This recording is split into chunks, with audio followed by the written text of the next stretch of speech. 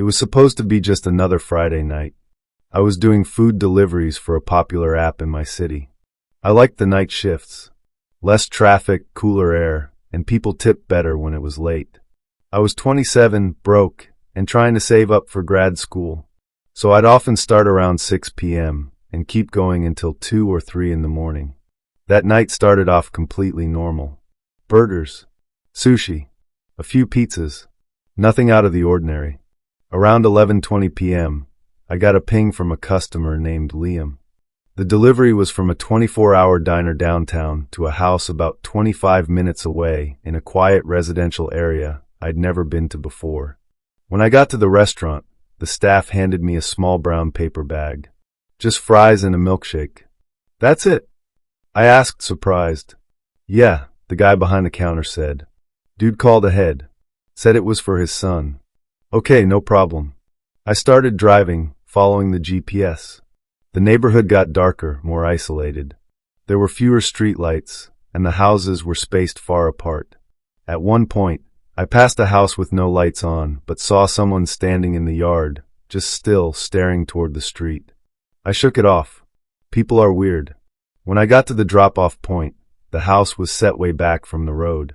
A long gravel driveway with trees lining both sides. No lights on inside. Not even a porch light. I pulled up and double-checked the address. It matched. I sent a message through the app. Hi, I'm here with your order. No response. I waited. 5 minutes. Then the phone rang. But not through the app. It was a private number. I normally wouldn't pick up, but something told me to answer. Hello? Heavy breathing. Then a man's voice, low and hoarse. You shouldn't be here. I froze. Who is this? Silence. Then the call disconnected. I looked around. Still no lights on in the house. My headlights were the only source of illumination. I got out of the car slowly, food in hand. My heart was pounding. I walked up the driveway to the front porch. The steps creaked under my feet. There was no doorbell, so I knocked. No answer. I waited another minute, then turned around to head back to my car. But my phone buzzed again. Another private number. Against my better judgment, I answered. Leave the food, the voice said. And go. Now. I spun around, scanning the yard. Still nothing. But something was off. The porch light flickered once. Then again. Then turned off completely.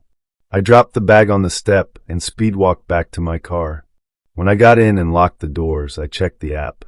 The delivery was now marked as completed. What? I didn't press anything. The phone buzzed again. A new text. From a private number. We see you. I floored it down the gravel driveway. I didn't care if the order was completed or not. I just wanted to get out of there. Back on the main road, I pulled into a gas station. I parked under the lights and got out, trying to calm down. Then I noticed something strange. The brown paper bag from the diner was in the passenger seat. No. I left it on the porch. I opened it with shaking hands. Inside was a small audio recorder. I pressed play. It was my voice. From a few minutes earlier. Hello. Heavy breathing. You shouldn't be here. I threw the recorder on the ground and stomped on it. I didn't care if someone was messing with me. I was done for the night. I drove home with all the windows up and the doors locked. The next morning, I called the delivery app support. I gave them the address and the name Liam. They told me there was no record of a delivery at that time or to that address, and no customer by that name. I checked my transaction history. The delivery was gone. Like it never happened. That night still haunts me. Because ever since then, every few weeks, I get a text from a private number. Same message every time. We see you. And sometimes when I deliver late at night, I catch glimpses in my rearview mirror. Headlights that follow too long, or shadows that move just a bit too fast. I don't do night deliveries anymore.